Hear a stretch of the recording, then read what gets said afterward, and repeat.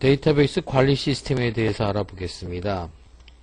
이 1.2절에서는 그 데이터베이스 시스템, 데이터베이스 관리 시스템 이 세 가지 용어의 차이점을 정확히 구별할 수 있어야 되겠습니다.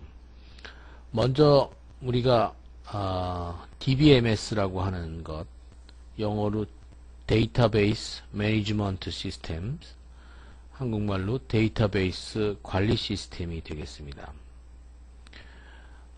이것은 데이터베이스를 잘 구축해서 어떤 관리까지 하게 되는 작업을 하게 되는 소프트웨어 패키지가 되겠습니다.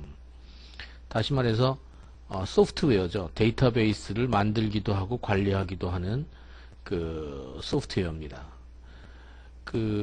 뭐 예를 들면은 오라클사에서 나온 오라클, 또 마이크로소프트사에서 나온 MS SQL이라는 거, 또 무료로 쓸 수 있는 리눅스 계열의 MySQL 같은 것들, 뭐 기타 뭐 여러 가지 이게 상용 데이터베이스들이 많을 텐데, 그런 데이터베이스들을 보통 우리가 일상적으로 얘기할 때 뭐 어떤 데이터베이스를 사용했습니까? 이렇게 누가 얘기를 했다 그럴 때 그 데이터베이스란 말이 의미하는 원래 맞는 용어는 DBMS죠. 데이터베이스 관리 시스템입니다. 그게 데이터베이스 소프트웨어를 뜻하는 것입니다. 네, 우리 흔히 그냥 얘기할 때 데이터베이스 어떤 거 썼습니까? 뭐 이렇게 얘기하는 거는 정확한 용어는 아니겠습니다. 그 데이터베이스 관리 시스템을 사용해서 우리가 실제로 데이터베이스를 만들었습니다. 그래서 이 어떤 데이터베이스가 관리 시스템을 통해서 이제 관리가 되고, 어떤 사용자가 데이터베이스 관리 시스템을 통해서 저장된 데이터를 접근해서 그거를 또 검색해서 쓰는 전체 시스템, 이 전체 시스템을 데이터베이스 시스템이라고 합니다. 그래서 아까도 얘기했지만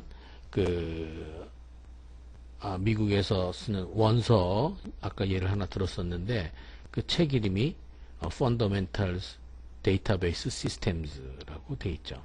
그 데이터베이스 시스템이 전체 시스템을 얘기하는 뜻입니다. 그림을 보면 이제 바로 이해가 될 텐데, 이 부분에서 뭐 연두색으로 한번 그려볼까요? 데이터베이스라고 하는 부분은 이 부분입니다. 뭐냐면 우리가 실제로 만들어 놓은 데이터 그 부분이고, 이 데이터베이스 매니지먼트 시스템, 우리가 얘기하려고 한 데이터베이스 매니지 시스템은 이 데이터베이스를 만들기도 하고, 이 데이터베이스를 누가 접근하는지 접근 관리도 하고, 데이터베이스에서 어떤 데이터를 검색 할 때 어떤 질의 처리에 관한 문제를 다루는 소프트웨어 패키지, 요건 소프트웨어 패키지죠. 소프트웨어 패키지고, 그렇게 됐을 때 이 전체 큰 네오박스, 이 전체 큰 네오박스, 이거를 우리는 데이터베이스 시스템이라고 합니다. 여기서 어떤 사용자가 여기 있는데, 이 데이터베이스 매니지먼트 시스템을 통해서 이제 실제로 저장되어 있는 데이터를 접근해서 여기서 데이터를 가져다가 이제 쓰게 되는 거죠.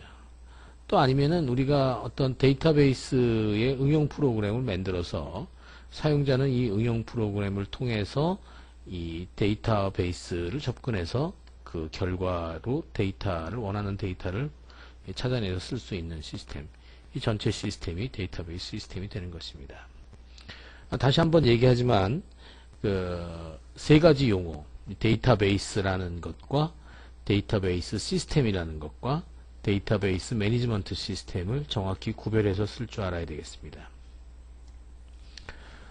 그 다음에는 우리가 데이터베이스 매니지먼트 시스템을 사용해서 굉장히 많은 장점들을 가질 수 있는데, 이 여러 가지 장점들은 앞으로 좀 더 진도가 나가면서 차차 정확하게 이해할 수 있을 것입니다만은, 먼저 개괄적으로 어떤 크게 몇 가지 장점이 있는지를 설명을 하겠습니다. 여기서 설명을 깊이 할 수가 없기 때문에 간단하게 어떤 정도가 좋은지를 이해하고, 정확하게 깊은 내용은 앞으로 진도가 나가면 옆에서 더 자세하게 다뤄질 것입니다. 제일 중요한 것은 데이터베이스 매니지먼트 시스템을 쓰면 우리가 중복된 데이터를 여러 군데 저장할 필요가 없다는 뜻이죠.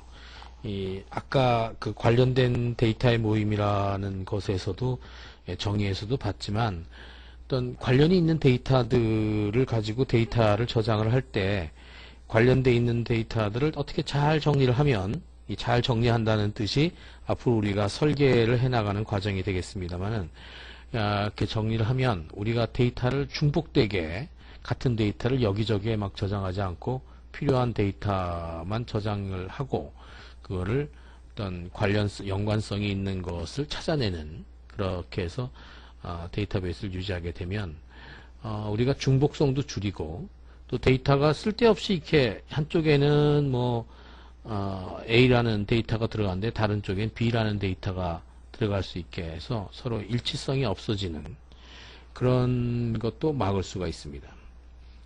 또 데이터베이스 매니지먼트 시스템은 특정한 사용자가 어디까지 검색을 하고 갱신을 할 수, 고칠 수 있는지, 그런 것들에 대한 접근을 통제할 수 있기 때문에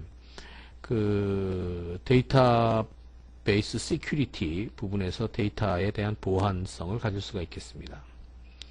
또 데이터베이스 매니지먼트 시스템은 저장 구조 자체가 우리가 나중에 큐어리라고 하는 질의를 통해서 데이터베이스에서 데이터를 뽑아내게 되는데, 그런 것들에 대한 가장 효율적인 방법으로 이제 처리가 될 수 있도록 저장 구조를 가지고 있습니다.